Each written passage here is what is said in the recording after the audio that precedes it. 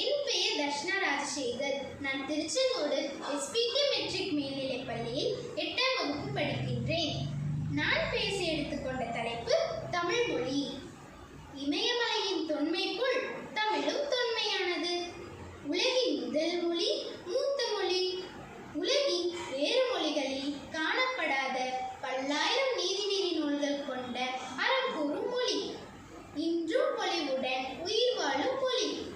இயல் இசை நாடகம் என்னும் முத்தமிழ் மொழி.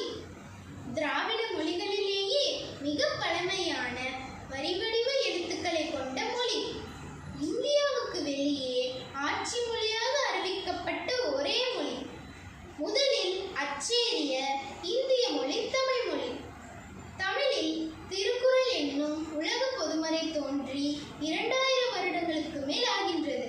அப்படியானால் இம்மொழி தோன்றி குறைந்தது 10,000 வருடங்களுக்கு மேல் ஆகியிருக்க வேண்டும் என்பது மொழி ஆய்வாளர்களின் கருத்து. இலக்கணமின்றி இலக்கியம் இல்லை. அதன்படி தமிழின் முதல் இலக்கணம் தொல்காப்பியம். இதில் 3 அதிகாரம், 27 இயல்கள், 1610 நூற்பாக்கள் கொண்ட சிறப்புக்குரியது. இப்படி அடுக்கிக் கொண்டே போனாலும் இதன் பெருமை சொல்லில் அடங்காது, சொல்லவும் முடியாது.